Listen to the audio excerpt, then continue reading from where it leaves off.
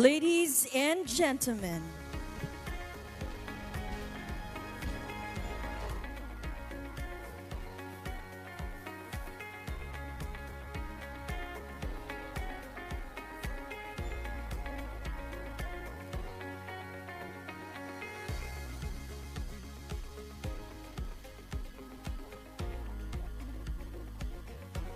Ladies and gentlemen, the Vice President of the Republic of the Philippines and the Secretary of the Department of Education, Honorable Sara Z. Duterte.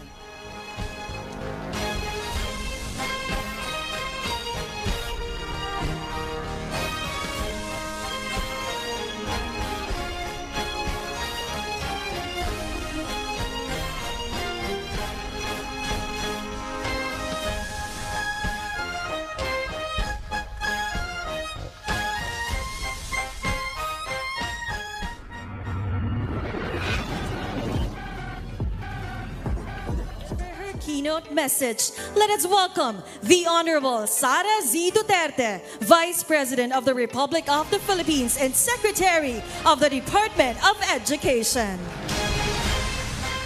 Thank you. Please take your seats. Mga kababayan, ladies and gentlemen, Assalamualaikum. Madayaw, mayong adlaw kaninyong tanan. Magandang araw sa inyo lahat. Unang-una, nagpapasalamat po ako sa lahat ng mga naririto ngayon at patuloy na kaagapay ng Office of the Vice President sa paglilingkod sa mga Pilipino. Hindi matatawaran ang halaga ng inyong kontribusyon sa mga proyekto at programa ng OVP para sa ating mga kababayan. The Office of the Vice President would not have accomplished even half of what we have achieved without your trust in the integrity of the OVP, your dedication to public service, and your commitment to uplifting the lives of the Filipino people. We have a long list of organizations to thank, from the government and private sectors, from the business community, people's organizations, local government units, and private individuals. Last year, Pasidungog was a celebration of partnership we forged through the values we all uphold as government institutions with a common pursuit of a better life for Filipinos. We continue to celebrate our partnerships today as we take a closer look at the changes that happen to the individuals, families, groups, or communities that we have reached. The impact of our collaborations on the lives of those who needed medical care, burial assistance, immediate relief assistance, food aid, free public transport, and school supplies has been incredibly significant. And our delivery of public services have profoundly made a difference in the lives of our people. When we brought government programs to the communities, through our satellite offices and extension offices, we essentially brought the government right to the doorsteps of Filipino homes. Essentially, we have two kinds of interventions. First, services that provide immediate help to citizens in distressing situations. And second, services that provide long-term solutions to social issues confronting our citizens. The first intervention supports people experiencing hunger, financial insecurity, medical crisis, and calamities. The second are initiatives that build the capacity of communities to address issues that impact their lives. Both initiatives aim to put Filipinos at the center of everything we do, where every Filipino has the opportunity to thrive and become participants in nation building. We received thousands of letters from groups all over the country expressing their desire to become recipients of the OVP flagship program, Magnegosyo Taday.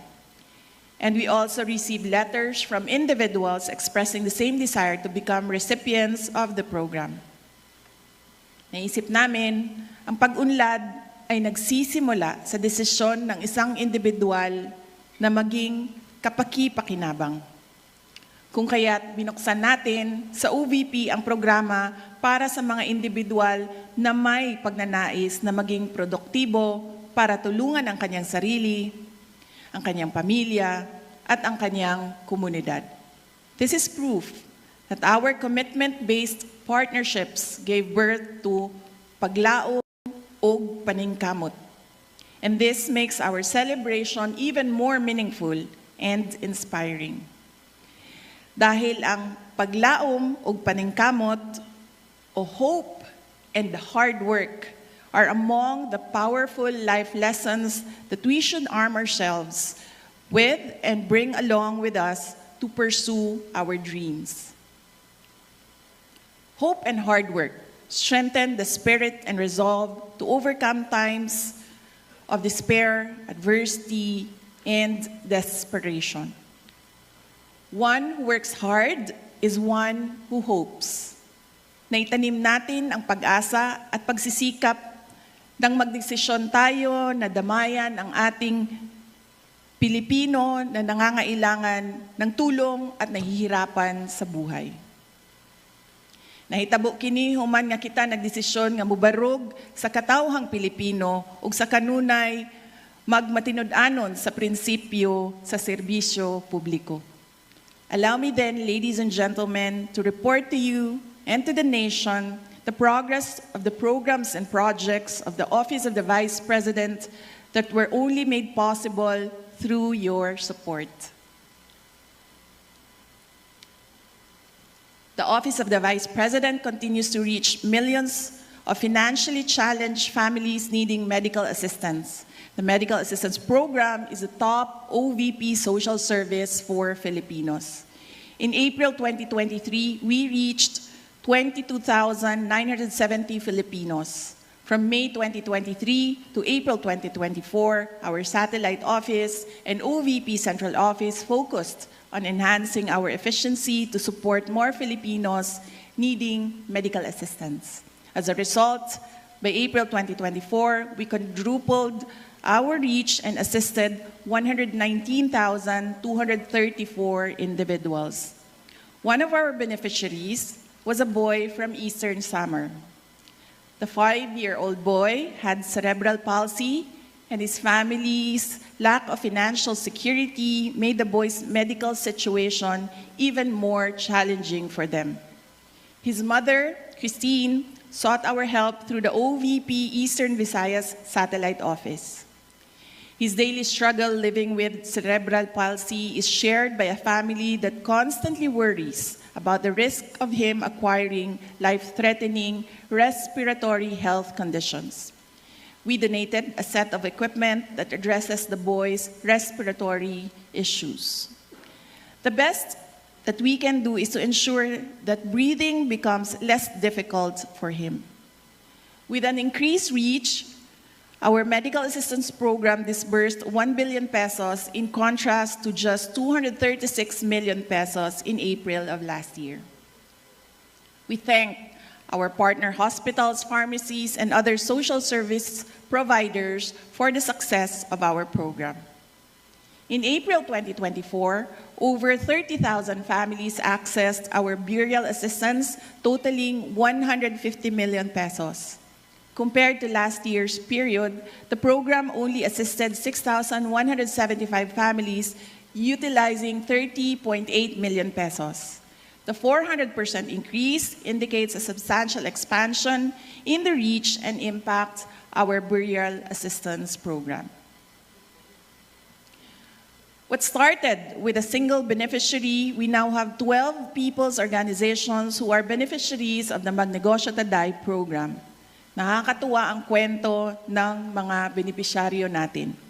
Makikita natin sa kanila ang likas na tibay ng loob ng mga Pilipino para lumaban upang magtagumpay sa harap ng mga pagsubok sa buhay.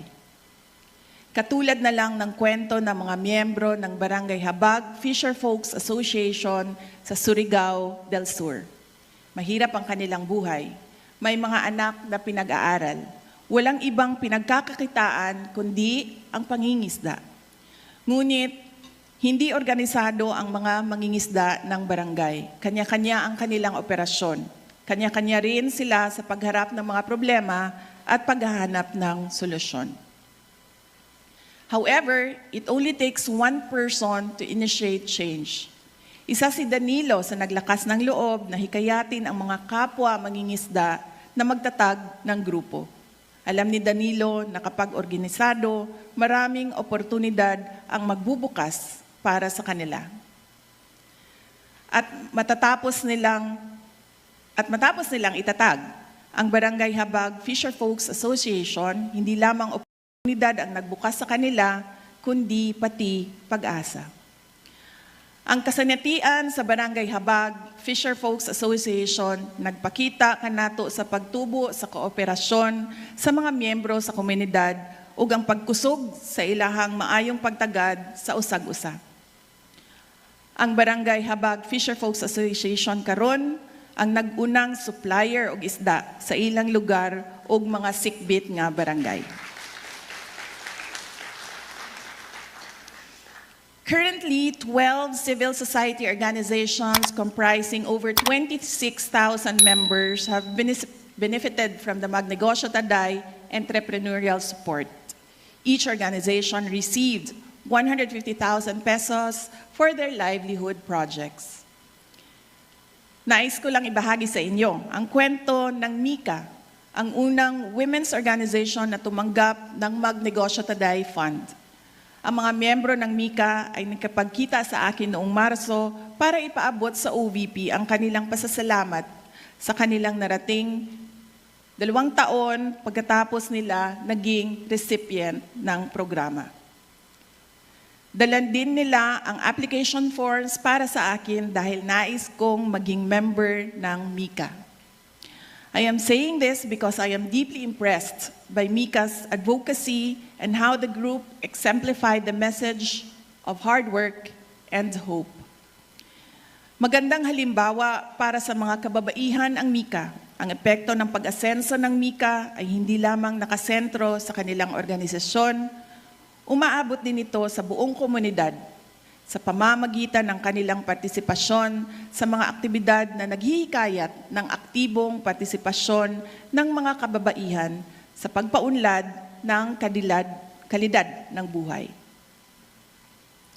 Bukas ang Magnegosyo Taday na alalayan ang mga grupo ng mga mangingisda, LGBT, mga babae, kabataan, senior citizens, PWD, mga driver ng tricycles at iba pa. Ngunit katulad ng nasabi ko, binuksan natin ang programang ito sa mga individual na handang bumangon, tulungan ang kanilang sarili at maging produktibong Pilipino. Mula May 2023 hanggang April 2024, ang Magnegosyo Taday ay nakapagbigay ng puhunan na aabot sa 15,000 para sa 17 na mga Pilipino para simulan ang kanilang sariling livelihood projects. Kabilang sa mga individual project proposals na tanggap ng OVP ay ang sari-sari stores, salon at livestock growing.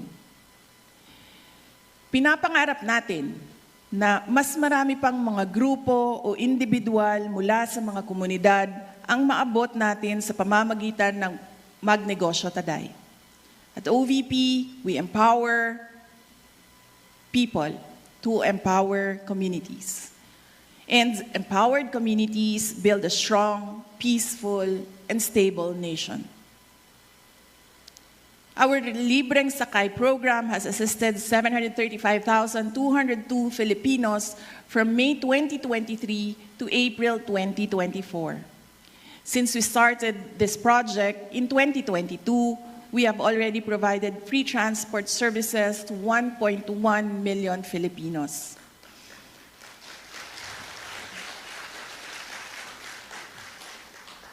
Noong Marso, ipinakilala natin si Drew na isang residente ng Quezon Province bilang pang-1 milyong pasahero ng ating libreng sakay bus. Habang nasa Manila, naging pasahero siya ng libreng sakay mula sa Ortigas Station patungo sa Cubao Q-Mart. Nalaman natin na yon ang unang pagkakataon na sumakay si Drew sa libreng sakay bus ng OVP. Our free transport service program has helped commuting students, the general public, and people like Drew and Emeline who works at a BPO company in Cebu. Kada adlaw gaatang si Emeline sa bus nga atong gi-assign diri sa Cebu. Tungod kay matod niya, duna siya'y matigom gikan sa budget nga alang unta sa pamasahe. Ang tinigom nga plete, gamiton na lang sa lain pang mas importanteng galastusan sa panimalay. Mayroon na tayong 7 bus na nagbibigay ng libreng sakay sa ating mga kababayan sa buong Pilipinas. Isa sa Bacolod, Cebu at Davao at 4 naman sa Metro Manila. Partner natin dito ang mga jackliner sa NCR, Vallecar Transit sa Bacolod at Cebu at Bachelor Express sa Davao. Daghang salamat sa inyong suporta ug tabang dili lamang sa OVP kundi sa atong mga nanginahanglan na katawhang Pilipino. Isa rin sa mga una nating ginawa noong 2022 ay pagpasok natin sa OVP ang pagtatayo ng Disaster Operations Center o DOC. Ang DOC ay siyang nangunguna sa mga relief operations ng ating tanggapan at ito rin ang namamahala ng ating kalusugan food trucks. May mga From May 2023 to April 2024, the DOC conducted 92 relief operations which served 205,692 families all over the country. During these operations, 39,138 relief bags amounting to more than 37 million and 15,000 food bags amounting to more than 6 million were also provided. Isa sa mga nagawa ng OVP-DOC ang pagtulong sa mga biktima ng baha sa Lucena City noong Mayo. Ang ating team ay naghatid din ng tulong sa mga biktima ng baha sa Davao Region na umabot sa lampas 26,000 na pamilya sa pagsisimula ng 2024. Ang ating kalusugan food trucks naman ay naghatid ng pagkain sa mga relief responders na nandoon sa komunidad na apektado ng landslide sa Davao de Oro. Ako mismo ay sumaksi sa isang trauma session na ginawa para sa mga batang nakaligtas ng landslide sa probinsya. Nananawagan din tayo sa mga LGU na maging proactive sa pagresponde sa banta ng landslide, baha at iba pang kalamidad. Kabilang na dito ang paglilipat ng mga kababayan mula sa mga disaster risk areas sa mga ligtas na lugar. Maraming salamat sa mga satellite offices na nasa front lines para masiguro na maayos ang paghahatid natin ng tulong sa mga biktima ng mga kalamidad. Samantala, ang ating RISE program ay nakapagbigay naman ng 22,311 food bags sa mga kababayan natin na nahaharap sa krisis at higit na nangangailangan ng madaling tulong. Bilang isang ina, mahalaga sa akin na mahubog natin ang kamalayan at kaalaman ng mga bata para magkaroon sila ng magandang kinabukasan. Nagsisimula ang lahat sa pagtuturo sa kanila kung paano mangarap at pagbibigay sa kanila ng gabay para maisakatuparan nila ang kanilang mga pangarap sa buhay. Sa OVP, tinitiyak natin na kabilang sa mga programa ang para sa mga kabataan. To encourage Filipino learners to value education and environmental stewardship, OVP has distributed more than 186,000 bags containing school supplies and dental kits through the Pagbabago, A Million Learners and Trees campaign. We aim to distribute 1 million bags and plant 1 million trees by 2028. Through the program, we planted more than 266,000 trees from Luzon, Visayas, and Mindanao. Dako ang paghinaot sa tabang sa mga partners ug sa panguna sa mga satellite offices nga makabuot nato ang atong mga targets. Naniniwala ako at base na rin sa mga sigla at tiyaga ng ating mga satellite office staff at partners mula sa iba't ibang ahensya ng pamahalaan, kabilang na ang DNR, DepEd, Armed Forces of the Philippines, Philippine National Police, NGOs, community groups, church organizations, at mga advocates magagawa natin ito. Umabot na nga tayo sa iba't ibang liblib na lugar ng Luzon, Visayas at Mindanao para sa ating programa. Narating natin ang mga conflict areas ng UPI sa Maguindanao sa pamamagitan ng ating satellite office sa BARM. Dahil dinadaanan ng maraming giyera, hirap sa pag-aaral ang ating mga kabataan sa lugar. At alam natin na nagiging mas vulnerable ang mga kabataan sa mga conflict areas kung hindi natin sila nabibigyan ng atensyon at tulong. Narating din natin ang mga bundok ng Bukidnon sa pamamagitan ng OVP Southern Mindanao Satellite Office. Narating din natin ang liblib na lungsod ng Palanan sa pamamagitan ng OVP Cagayan Valley Satellite Office. Isolated area ang Palanan mula sa ibang bahagi ng Sierra Madre. Mararating lamang ito sa pamamagitan ng eroplano, bangka o ilang araw na paglalakbay sa gubat.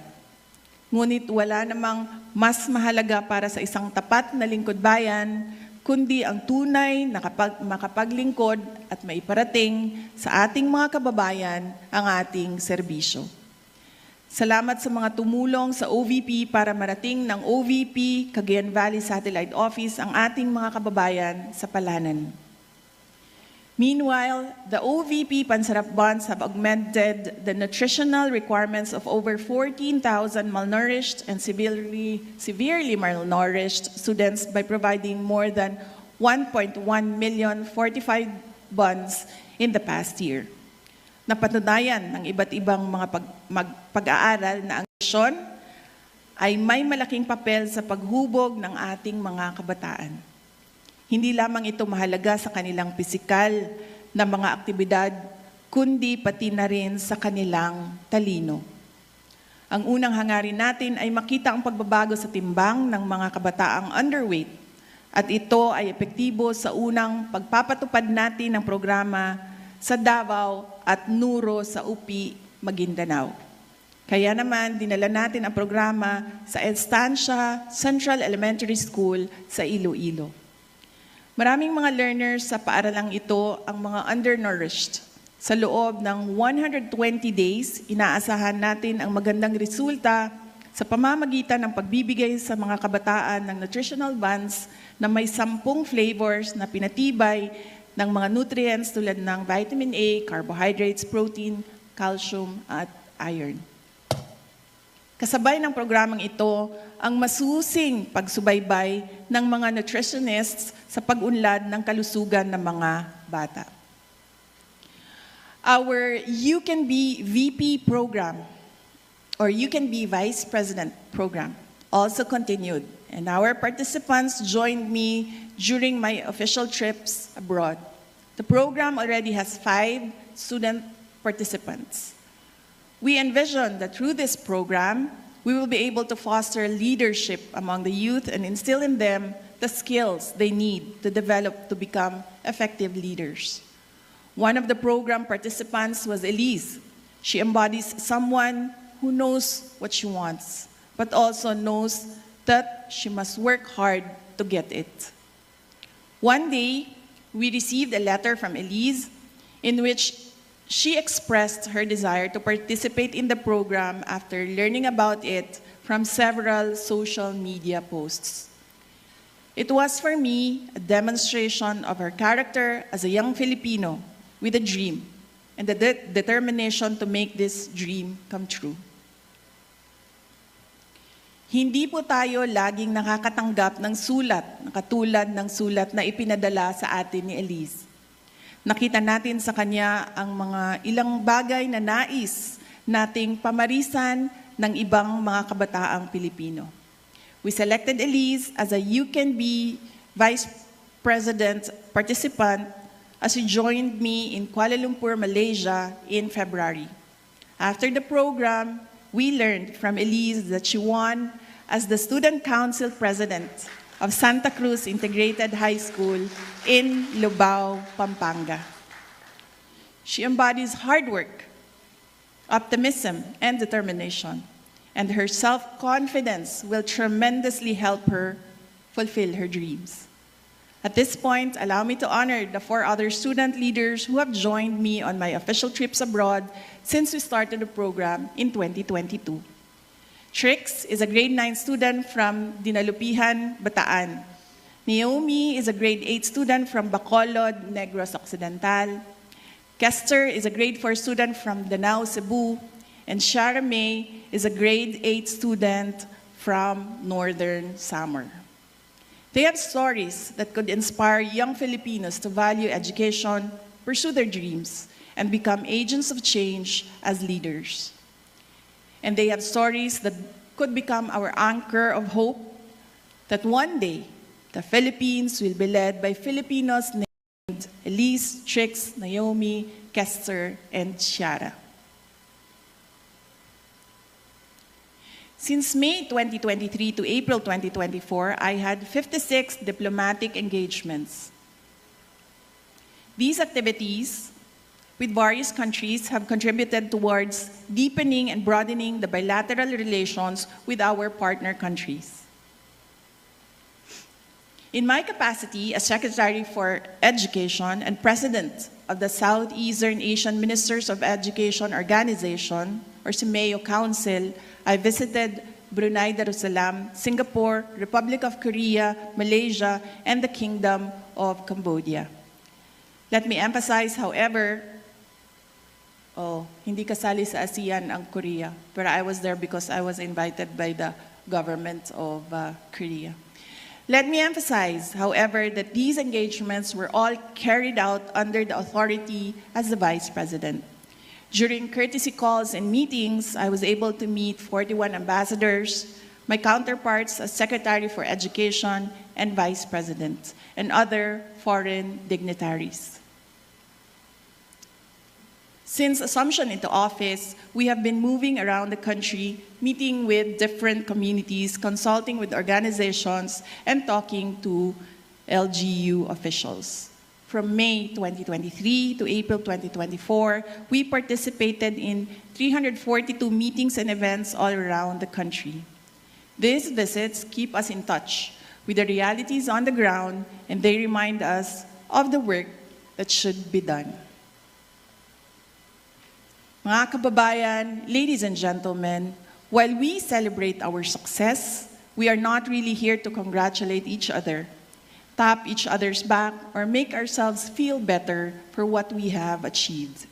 I take this as a reminder of the more significant challenges ahead of us as we continue to fulfill our aspirations for the Filipinos. I also take this as a reminder that we are here based on our commitment as responsible leaders and Filipino citizens. At sa pagpapatuloy natin ng ating mga programa, araw-araw ay patuloy din nating maririnig ang iba't ibang kwento ng buhay mula sa mga Pilipino na dudulog para humingi ng tulong sa atin sa Central Office ng Office of the Vice President at 10 satellite offices at 2 extension offices. At aasahan nila ang ating pagpapasya. Katulad ng ating pagpapasya sa nakalipas na 2 taon kung saan nagdesisyon tayo na maging epektibong ahensya ng pamahalaan para sa mga mamamayan. Inaasahan ng mga Pilipino na mananatili tayong tapat sa ating tungkulin sa kanila at sa ating bayan. Yan po ang hamon sa atin. We are given the opportunity to serve the people and become institutions that would help restore the people's trust in our government through effective, relevant, and timely public service. May we not squander the opportunity to lead, serve, and lift people up so that they become part of our mission to build the nation. Lastly, let me say that the power of collaboration to make things happen can only be put into play if all the actors involved, if all of us here fully dedicate, fully commit to honoring our social contract with the people. And we have proven that we are focused, we are resolute, we are strong. Mga kaigsuunan, wala pa natapos ang atong kontrata sa mga Pilipino. Hangtod nga gagahupot kita og katungdanan, mubo man kini o taas, magpadayon ang pagtawag kanato aron alagaran ang katawhan. Kanunay unta nato kining mahinumduman. Og sa kanunay, unta kita magpabilin nga mga lider ug mga taong gobyerno nga galantaw sa kaayuhan sa mga Pilipino. Mga lider ug taong gobyerno nga sa kanunay mobarog alang sa interes sa mga Pilipino. Ug mga lider ug taong gobyerno nga matidunod-anon ug sa kanunay gasubay sa prinsipyo sa pagsilbi sa publiko. Salubungin po natin ang panibagong yugto ng ating kolaborasyon na may nag-aalab na pagsisikap at pag-asa para sa mga Pilipino at para sa Pilipinas.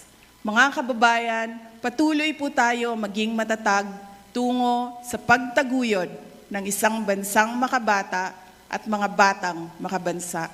Ang lahat ng ginagawa natin ay para sa Diyos, sa bayan, at sa bawat pamilyang Pilipino. Syukran.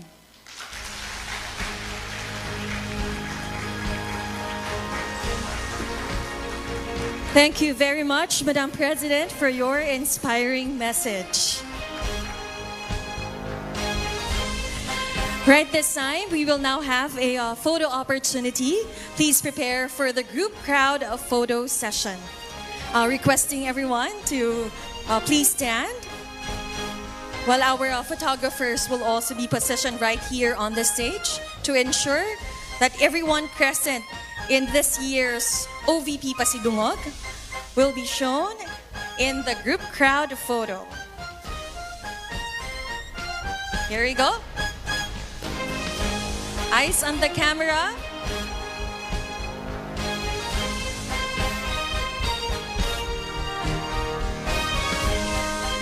Three, two, one, smile.